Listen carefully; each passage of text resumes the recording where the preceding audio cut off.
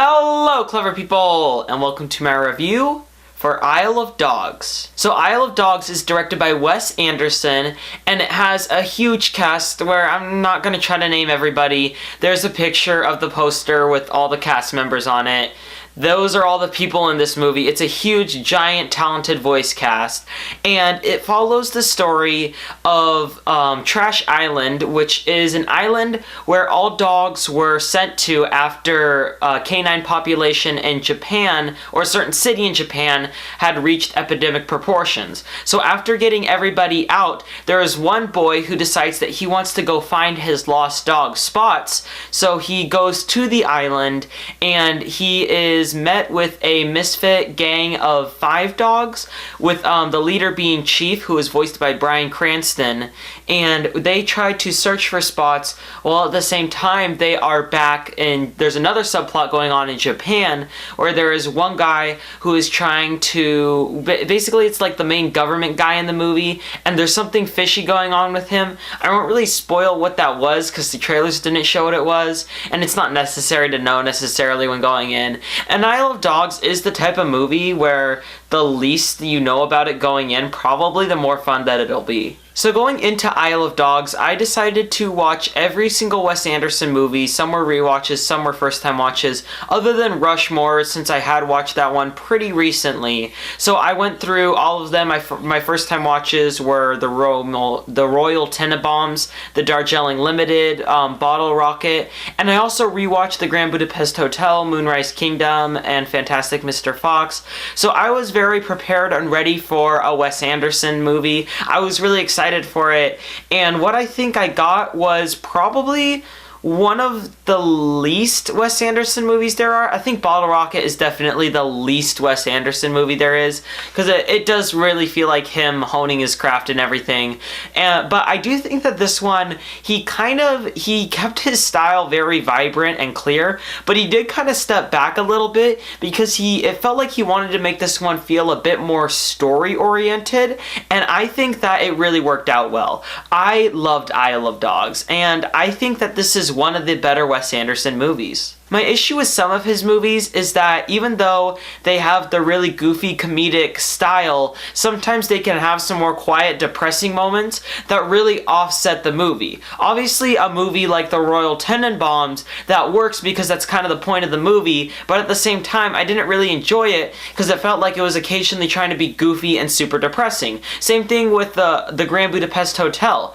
And I know that really is part of Wes Anderson's style, but I personally tend to enjoy his movies more when he goes for one distinct mood and has his other different tones be slightly lesser or smaller. So, for example, this one does mostly have an adventure feeling to it. This is definitely an adventure movie, and it doesn't necessarily fall too far into the comedic realm or too far into the depressing realm. My favorite Wes Anderson movie does something like Isle of Dogs, only it goes completely and entirely for the comedic realm, where the tones that are more depressing or real are still present but are maybe a little bit smaller. And that's personally where I like Wes Anderson to be. And of course, what you can say about all of his movies is that they're gorgeous and that they look incredible. And of course, Isle of Dogs is no exception.